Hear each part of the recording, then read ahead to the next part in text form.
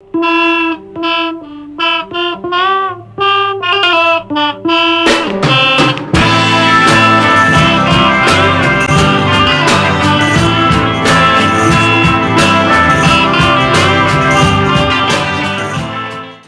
à toutes et à tous, chers amis cinéphiles, bienvenue dans ce 4e numéro du Grand Nimp, l'émission, vous le savez, qui parle de tout, mais surtout de n'importe quoi.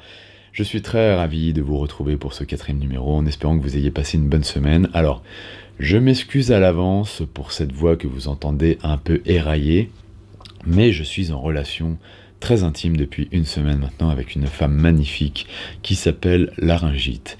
Et cette femme, non dénuée de qualité et qui m'apporte beaucoup de choses, comme cette voix un peu rauque et suave, rappelant Richard Darbois de la grande époque, n'est pas sans inconvénient. Et j'ai beau lui avoir dit que je l'aimais, qu'elle m'apportait beaucoup de choses, que je tenais beaucoup à elle, mais que je voulais malgré tout prendre mes distances avec elle, eh bien elle est toujours là, elle s'accroche, comme toutes les femmes, j'ai envie de dire.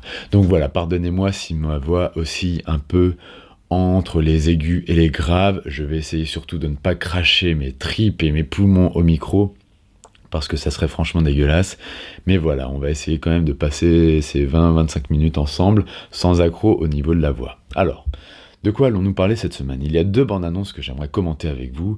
La première, la plus importante, puisqu'il s'agit de Trainspotting Number 2, la suite du premier Trainspotting réalisé toujours par Danny Boyle, qui fait suite 20 ans après les événements où on retrouve notre joyeuse bande de déglingos incarnés par notamment Ewan McGregor et Robert Carlyle, qui ont été le film qui les a portés au devant de la scène, j'ai envie de dire. Ça a été vraiment leur grand film qui les a révélés. Et donc voilà, nous les suivons 20 ans après. Que sont-ils devenus ? Sont-ils toujours cette bande de perdants magnifiques, accros à la drogue ? On le saura sur nos écrans plus tard, mais cette bande-annonce, en tout cas, donnait très envie, parce qu'on retrouve vraiment le Danny Boyle expérimental, et ça, on l'aime beaucoup dans ce domaine, notamment parce qu'il sortait d'un film qui était génial, qui était son biopic sur Steve Jobs, qui était vraiment magnifiquement bien écrit, mis en scène, mais qui, il faut le reconnaître, sur la forme, était très carré et très... pas banal, mais si vous voulez, il n'y avait pas de folie, quoi. La mise en scène était très propre et très stricte. Et tandis que là, on retrouve justement le Danny Boyle expérimental. Pour ceux qui auraient le souvenir du premier Trainspotting, il y avait quand même beaucoup d'idées de mise en scène, beaucoup d'audace dans la mise en scène, avec des images totalement hallucinées. Tous ceux qui se souviennent de la scène du bébé exorciste savent de quoi je parle. Et donc là, on va retrouver un peu ce Danny Boyle aux multiples facettes qui nous fait tant vibrer. Alors, la question qu'on peut se poser, c'est un peu le pourquoi du comment. Est-ce qu'il était nécessaire de faire une suite à Trainspotting ? Ça, l'avenir nous le dira. Et c'est vrai que c'est un peu déprimant de constater que on est obligé de faire appel comme ça aux suites de grands classiques qu'on a tous aimés, qui nous ont marqués. Ça symbolise un peu la pénurie d'idées qu'il y a à Hollywood en ce moment, dans le cinéma américain. Mais bon, on est quand même content que l'équipe de base soit reformée et que un mec comme Danny Boyle revienne un peu aux manettes. Ça montre qu'ils n'ont pas confié le bébé à n'importe qui, un peu comme George Miller avec Mad Max, comme on a pu l'évoquer il y a une semaine. C'est toujours rassurant. Maintenant, c'est vrai que c'est symptomatique d'un grand manque d'idées, hélas, dont on ne peut pas influer sur grand chose, en fait, sinon que subir les choses et subir cet état de fait. Mais j'ai envie de dire, il faut se contenter de ça. Voilà, les grands réalisateurs sont toujours là, on ne leur offre plus beaucoup de scripts originaux, hélas, mais bon, il faut qu'ils travaillent, donc on sait qu'un film de Danny Boyle, c'est toujours un petit événement, quoi qu'il se passe, mais voilà. Et donc la suite de Trainspotting ne fera pas exception à la règle, en espérant, bien sûr, qu'il s'agisse là d'une claque comme a pu l'être le premier, même si l'effet de surprise sera évidemment passé. La deuxième bande-annonce sur laquelle je ne vais pas m'appesantir vite fait, c'est celle de Wonder Woman. Wonder Woman, donc, qui est sortie, qui va s'intercaler un peu entre les différents films que va nous proposer DC. Et ce qui est assez marrant, en fait, la bande-annonce, il n'y a pas beaucoup de choses à dire dessus, elle est très propre, elle est très carrée, c'est Patty Jenkins qui est aux commandes de ce film, après Monster, donc le film qui a offert son Oscar à Charlize Theron. Mais c'est assez intéressant en fait de noter la différence en fait entre la stratégie Marvel et celle de DC. C'est-à-dire que Marvel avait d'abord pensé à faire des films séparés sur chacun de ces personnages avant de les réunir dans le gros bousin qui était Avengers, c'est-à-dire on faisait d'abord un film sur Iron Man, après un film sur Thor, sur Hulk, sur Captain America, et puis Avengers devait les réunir, ce qui s'est passé d'ailleurs pour le résultat que l'on connaît. Et en fait DC fait l'exact opposé, c'est-à-dire qu'ils ont d'abord fait le gros film qui était Batman versus Superman, et donc on voyait Batman, Superman, Wonder Woman, et donc là on fait des films dérivés. Alors c'est une stratégie qui n'est pas inintéressante en soi, mais on peut se demander l'intérêt quand même, puisque à partir du moment où on va voir un film sur un personnage, une héroïne dont on sait qu'elle ne va pas mourir, puisqu'il faut qu'elle apparaisse dans les autres films suivants, ouais, bon, ça sent un peu la vache à lait tout ça, histoire de ramener pas mal de brousouf, histoire de créer une mythologie comme a pu le faire Marvel, mais bon, j'ai envie de dire, est-ce que c'est nécessaire de copier Marvel sur ce niveau-là? Pas forcément, pas forcément, mais bon, ça participe un peu à la crise d'identité qui traverse DC Comics depuis des années maintenant. Ils ont avoué leur défaite publique en disant que leur film voilà, était trop sombre, était beaucoup pas assez rigolo, pas assez pour le jeune public, donc voilà, ils vont vraiment se calquer sur Marvel.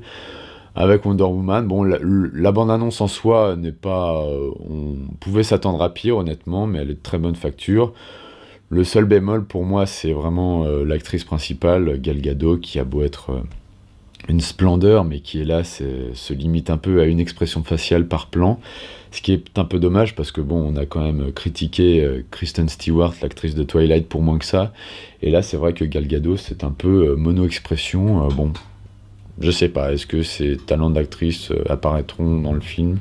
En tout cas, c'est pas sur la bande-annonce que ça transpire. Alors, on passe maintenant aux infos en vrac avec une petite nouvelle qui, j'en suis sûr, va ravir beaucoup de monde, et moi le premier, c'est pour ça que je vous en parle, puisque Tom Hardy va incarner, tenez-vous bien, Al Capone au cinéma. Rendez-vous compte, Tom Hardy, alors inutile de le présenter, hein, c'est cet acteur monstrueux de charisme qui a connu une ascension fulgurante avec des films comme La Taupe, avec des films comme Inception, Dark Knight Rises, Mad Max évidemment, et qui là va se retrouver en tête d'affiche pour incarner le parrain du crime de cette mafia de Chicago des années 30 qui fait fantasmer tant de gens, pour ceux qui se souviennent notamment des Incorruptibles, de tous ces films qui retracent un peu la période de la prohibition que tout le monde connaît bien. Alors, pourquoi je suis content de cette nouvelle? Parce que en fait, j'attendais depuis longtemps le film qui allait mettre en avant Tom Hardy. Tom Hardy, c'est un acteur très doué, donc ça c'est indéniable, mais qui en plus a cette intelligence de participer à des grands films en tant que premier rôle, mais aussi parfois se mettre un peu en retrait et être second rôle dans des films tout aussi géniaux. On se souvient par exemple d'un film comme La Taupe, où Tom Hardy déjà, à l'époque où il commençait déjà à émerger, avait su être second rôle dans un film où il y avait devant lui Gary Oldman, Colin Firth, enfin tous ces acteurs indéboulonnable, j'ai envie de dire.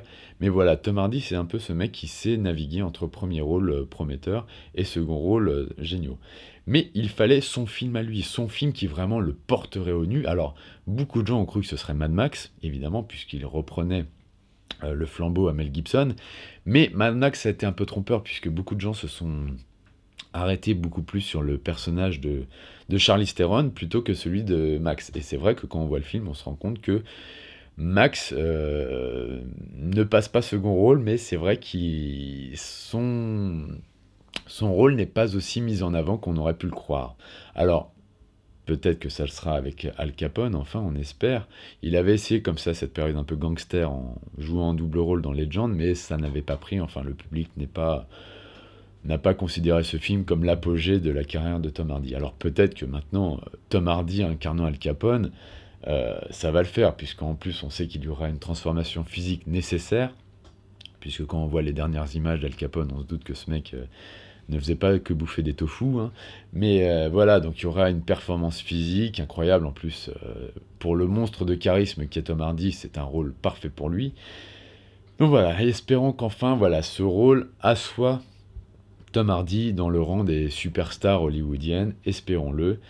La seule mauvaise nouvelle, parce qu'il y en a une malheureusement, tout ne pouvait pas être parfait, c'est que le film sera réalisé par Josh Trank. Alors Josh Trank, je vais commencer par l'évoquer à chaque émission, puisqu'il a une actu débordante, mais c'est ce réalisateur qui a donc réalisé Chronicle.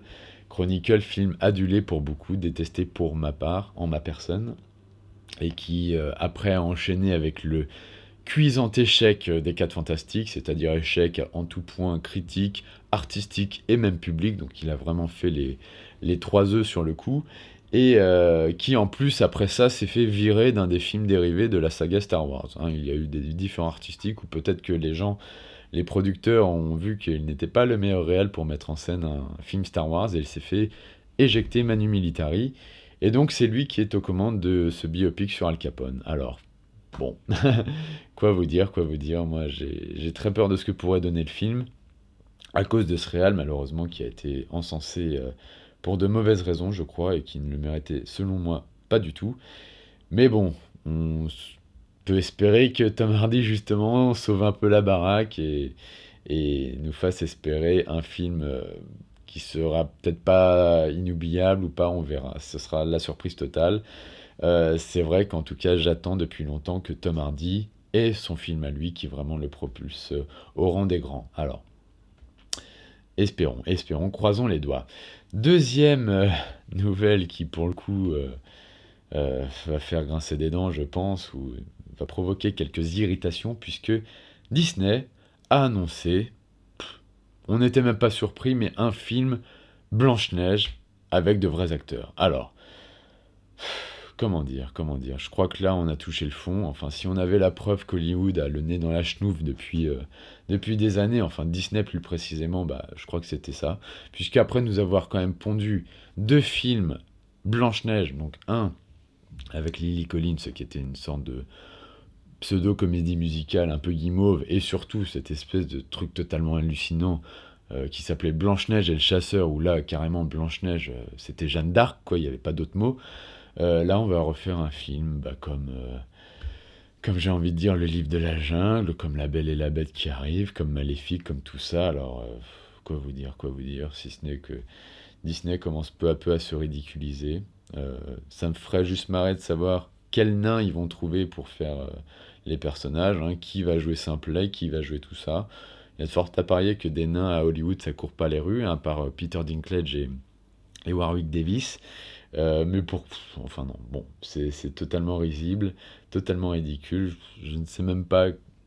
Est-ce qu'il y a un intérêt? Enfin, quelle est la plus-value ajoutée à un film en vrai par rapport aux dessins animés qui nous ont vraiment marqués? Et c'est ce que vraiment est en train de faire Disney avec Star Wars et tout ça. Ils sont vraiment en train de nous saboter l'imaginaire et les souvenirs mémorables qu'on avait de certains films, quoi. Ils vont les rabaisser au ras des pâquerettes, et ça va vraiment être une catastrophe. Donc voilà, on ne sait pas encore qui va réaliser ce truc, mais de toute façon, ils vont faire ça avec tout, hein. Bientôt avec les Aristochats, si ça continue. On sait que Mulan est en préparation, pourquoi pas Aladdin bientôt, même si, pour le coup, nous, Français, nous avons été en pointe sur Aladdin. Souvenez-vous, Kev Adams. Non, ne vous en souvenez pas, s'il vous plaît. Oubliez ça, oubliez ça. Alors, autre nouvelle qui, j'en suis sûr, va marquer cette semaine d'une pierre blanche, que dis-je, de ce mois, de cette décennie, de ce millénaire, puisque Quentin Tarantino a annoncé qu'il prendra sa retraite après ses 2 prochains films.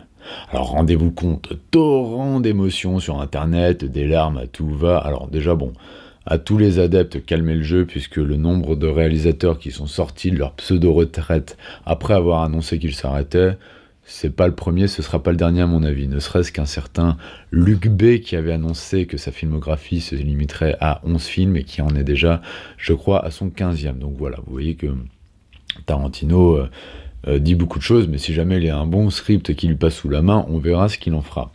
Mais c'est sûr que ça provoque un peu un séisme, hein, puisque Tarantino, voilà, c'est une icône, c'est devenu un des réalisateurs les plus starifiés du moment, pour le meilleur comme pour le pire, selon moi.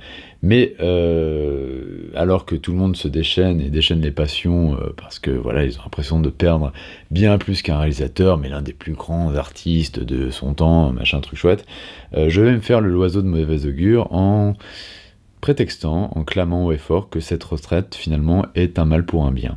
Alors non pas que j'ai quoi que ce soit contre le cinéma de Tarantino, puisque c'est un cinéma qui, pour tous ceux ayant grandi dans les années 90, est un et marquant d'une génération, quoi qu'on en dise, quoi. C'est-à-dire que faut bien remettre dans le contexte, en fait. Ce mec est arrivé au début des années 90 et il représentait un peu cette cinéphilie populaire, euh, très multi-référencée, quoi. C'est-à-dire que Tarantino, c'est un mec qui a dévoré des centaines et des centaines et des milliers de films, qui connaît ses classiques sur le bout des doigts, mais qui vient en même temps, qui vient pas du sérail hollywoodien. C'est-à-dire que on avait l'impression qu'il représentait cette espèce de parcours que n'importe quel cinéphile rêverait d'avoir, quoi. C'est-à-dire que le mec qui, qui bosse au vidéoclub et qui d'un coup, voilà, écrit son histoire, arrive à le filmer, paf, voilà, il accède au Graal suprême qui est de réaliser un film. Tout le monde en a rêvé, et c'est vrai que Tarantino, en plus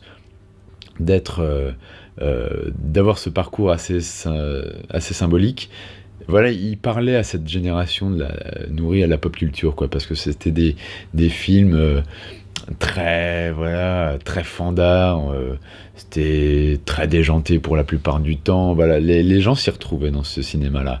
Et évidemment, quand on regarde sa période de Reservoir Dogs à Jackie Brown, on peut se dire que ce mec a atteint des sommets dans la mise en scène inégalés jusqu'alors.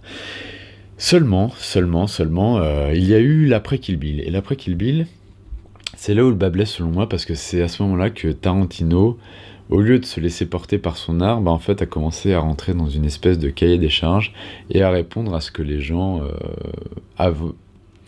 attendaient de lui finalement. Alors, non pas que je reproche à un réalisateur de faire toujours le même film, puisque à partir du moment où on a une patte, bah, j'ai envie de dire, on va pas s'en dégager histoire de plaire à un public qui n'aime pas que les réalisateurs fassent toujours le même film. Je veux dire, Melville a fait que des polars dans sa vie.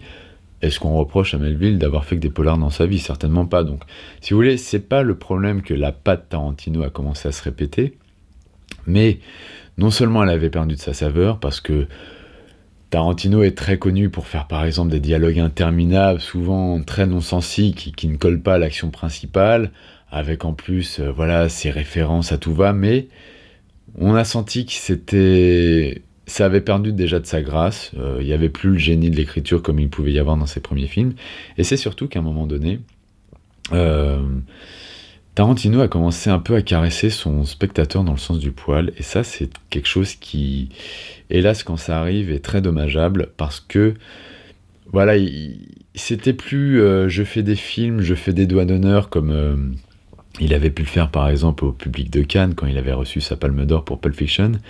C'était maintenant, je fais ce que je veux, les doigts d'honneur je les fais toujours, mais je ne cherche plus à me justifier, je vais laisser les autres faire le travail à ma place.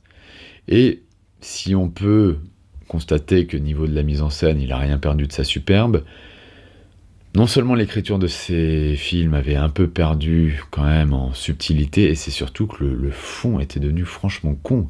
C'est-à-dire il est passé d'un côté film de truand, parce que ces trois premiers films c'est ça, c'est des films de truand, alors avec des personnages complexes, nuancés. Il n'y avait pas d'un côté les gentils contre les méchants. Et là, après Kill Bill, on est passé au manichéisme le plus, je sais pas, abscon possible, quoi. Alors, le point d'orgue, ça a apparu évidemment avec Inglourious Bastard et Django, où là, clairement, les choses sont établies, quoi. Mais si vous voulez, c'est pas le fait qu'il représente les nazis comme étant des méchants ou les négriers comme étant des méchants, c'est que il sait par avance qu'il va avoir un public conquis parce que il aura défouraillé en fait les nazis et les négriers. Et c'est vraiment ce côté caressé dans le sens du poil. Regardez, spectateur, comme je sais ce que tu as envie de voir et je vais t'en donner à plein tube. Tu veux voir du nazi se faire déglinguer? Eh ben, je vais t'en donner. Je vais faire de la violence stylistique à mort, ultra violent. Bon, ce qu'on lui a souvent reproché, mais qui peut être parfois assez fandard quand c'est bien fait, quand c'est surtout subtil. Mais là, on avait perdu beaucoup en subtilité. Et surtout, très bien pensant, quoi. Très, très, très bien pensant. Alors que c'était un mec qui, quand même, voilà, avait cette attitude un peu de sale garnement, pas mal élevé, mais très turbulent. Et on aimait ça chez lui. On aimait ça. Mais j'ai toujours coutume de dire qu'avant, Tarantino, faisait des doigts aux spectateurs de Cannes. Maintenant, il leur lèche le cul, quoi. Il leur lèche le cul et finalement, il est un peu pris dans le système de starification qu'il a porté au nu. Et c'est vrai que maintenant, beaucoup de gens trouvent des considérations artistiques, alors que souvent, ça se limite un peu au ras des pâquerettes, quoi. Regardez des films comme Inglorious, alors souvent, les gens trouvent ces films cool, marrants, tout ça. Bon, on, on perd en subtilité. Le problème, c'est que Tarantino, son gros problème, c'est qu'il a commencé, c'est que c'est un grand fan de films de série B. Voilà, des films de série B, justement, ces films un peu où les nazis se faisaient démastiquer la tronche à tout va, et le but c'était de se marrer. Mais le problème c'est qu'il a commencé à faire des films de série B friqués, et surtout festivaliers. Alors que, techniquement, les films de série B et les festivals, ça ne va pas ensemble. Je parle évidemment des gros festivals, là où on l'attend. Là, on attend le Tarantino réalisateur, évidemment. Cannes étant le plus symbolique à ce niveau. Mais si vous voulez, il y avait une incompatibilité. Et on a l'impression vraiment que Tarantino s'embourgeoisait, qui vraiment mettait toujours le cœur à l'ouvrage pour nous sortir des dialogues venus de nulle part, mais qu'il avait perdu la magie, comme ça arrive malheureusement sur long terme. Et j'ai même pas l'impression que c'est une histoire d'âge ou le public a maturé, parce qu'on peut revoir justement ses premiers films, notamment son chef-d'œuvre Jackie Brown, qui selon moi est bien plus supérieur à Pulp Fiction, qui est sa référence et le film qui lui traînera au basque pour l'éternité, je crois. Mais on peut revoir ces films et se dire ouais, c'est fandard, ouais, c'est cool, ouais, il y a un truc quoi qu'on n'avait pas vu auparavant, et constater que les films d'après ont répété la formule, ça marchait moins, et puis surtout c'était devenu très très con quoi, très très bateau, très nigo surtout. Et finalement je pense que Tarantino c'est vraiment un mec qu'il faut pas remettre à sa place, mais on peut se dire c'est un gars, c'est vraiment le réalisateur des jeunes cinéphiles, quoi. On est jeune cinéphile, on se dit quel réalisateur il faut découvrir. Alors, on pense tout de suite à Kubrick, parce que Kubrick, on l'imagine comme étant le maître dont il faut avoir vu tous les films. Mais Tarantino, c'était celui qui alliait notre esprit un peu dévergondé avec du vrai cinéma et une vraie vision d'artiste. Mais est-ce qu'il faut néanmoins commenter au-delà de la raison et trouver d'autres considérations encore plus artistiques que ces films, que ce qu'ils nous proposent sur le papier de façon basique et triviale? Je ne crois pas. Je pense qu'on a beaucoup fait de Tarantino un réalisateur qu'il n'était pas, dans le sens où on trouverait beaucoup plus de messages, par exemple, notamment quand j'entends que Django est un superbe réquisitoire contre l'esclavage, il y a de quoi se marrer, quoi. C'est du niveau CM2 ou couillon d'extrême gauche. Donc voilà, il fallait pas il a été très important pour son époque, vraiment, mais je crois qu'on a vraiment mal cerné le personnage et mal cerné ce qu'il avait à proposer vraiment. Tarantino, c'est un mec qui concrètement n'a pas toujours eu grand chose à dire, et il faut bien remettre en contexte que ses meilleurs films, ce que j'estime être ses meilleurs films, et je sais que je ne suis pas le seul, voilà, ils sortent pas de nulle part non plus. Pulp Fiction, ça a été écrit à quatre mains avec Roger Avary, qu'il faut sans cesse rappeler parce que c'est un homme qui a été très important dans la carrière et dans la vie de Tarantino, puisque voilà, ils ont collaboré à deux sur Pulp Fiction. Jackie Brown est adapté d'un roman, il faut le dire, ce n'est pas une œuvre originale, c'est adapté d'un roman. Ne reste que Reservoir Dogs, les Kill Bill, et tous ces autres films après, mais pour moi la césure c'est vraiment Kill Bill, quoi. Après ça a commencé à se répéter, la machine tournait, mais elle tournait à vide en fait, il avait plus grand chose à nous proposer. C'était toujours ultra référentiel, on savait que le mec il savait de quoi il parlait, mais voilà, la magie n'était plus là, et son dernier Too Late, pareil, quoi. C'est la machine Tarantino qui se répète, sans être forcément novatrice. Et hélas, malheureusement, c'est souvent le travail de la presse qui fait les choses à la place des réalisateurs. C'est un peu dommage. Tarantino, ça a été vraiment un des réalisateurs le plus starifié. Et hélas, moi, personnellement, je suis content qu'il s'arrête avant de trop tirer sur la corde, même si j'estime qu'il l'a déjà fait depuis très longtemps. Mais bon, ça n'enlèvera pas tout ce qu'il nous a apporté, toutes les barres qu'il a pu nous causer, ces dialogues éminemment cultes, ces scènes magistrales. Mais je me souviens toujours, et quand je parle dans Tarantino, j'évoque toujours cette anecdote de Tarantino lui-même, expliquant dans dans les bonus de Reservoir Dogs, qu'on peut trouver sur le DVD, quand il parle de tous les gens qui l'ont influencé sur le script, sur l'écriture du script, il parle de Jean-Luc Godard. Et il explique que Jean-Luc Godard, voilà, c'est un mec, je l'ai découvert quand j'étais jeune, ça a été vraiment une claque absolue, mais en le regardant maintenant, je me rends compte que je m'en suis un peu lassé, et que finalement il a été très important pour ma découverte cinématographique, mais voilà, qu'il fallait pas non plus s'attarder beaucoup plus que ça là-dessus, qu'il fallait pas s'attarder beaucoup plus que ça. Donc voilà, et finalement je reprends cette citation de Tarantino, en changeant le nom de Godard et en mettant le sien à la place. Voilà, je crois que Tarantino, ça a été vraiment... Et ça reste toujours un réel très important pour les jeunes cinéphiles, mais que avec l'époque, on peut s'en lasser, et hélas, malheureusement, ça n'est dû qu'à son fait. Mais bon, évidemment qu'on attendra ces 2 prochains films avec impatience. L'avantage, c'est que on est presque certain maintenant qu'il ne réalisera pas la suite de Deadpool, puisque bon, quand tu as 2 films à réaliser... à mon avis, t'as autre chose à foutre qu'aller t'enfermer dans la machine infernale de Marvel. Mais voilà, ces films, maintenant, vont être comme des comptes à rebours. S'il respecte vraiment ce qu'il a dit, évidemment, puisque, comme je l'ai dit, c'est déjà arrivé dans le passé que certains réalisateurs sortent de leur retraite. Mais voilà, on restera plus, les plus nostalgiques, les plus puristes, j'ai envie de dire, resteront beaucoup plus sur sa période. Reservoir Dogs, Pulp Fiction et Jackie Brown, qui sont vraiment ses chefs-d'œuvre, quoi, et voilà, regardez le reste de ces films de façon beaucoup plus circonspecte et un peu triste de ce qu'il est devenu, malheureusement. Mais bon, comme j'ai dit, chapeau l'artiste, tu nous auras fait bien rêver pendant ces années. Et donc, c'est la fin, c'était la dernière info qu'il fallait traiter en long, en large et en travers. Une petite anecdote, par contre, pour finir, qui va sans doute...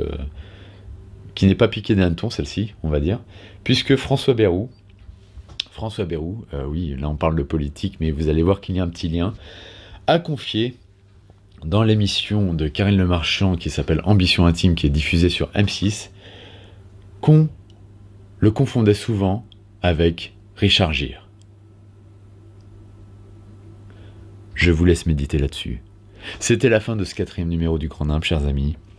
Je vous souhaite à tous une bonne semaine à venir. Pardon encore pour cette laryngite aiguë qui a un peu empoisonné cette émission, mais je tenais à être là, fidèle au poste, quitte à en crever, comme dirait l'autre. Et n'oubliez pas, chers amis, que si l'émission est terminée, le cinéma ne s'arrête pas pour autant, alors profitez-en. Si vous ne m'aimez pas, ça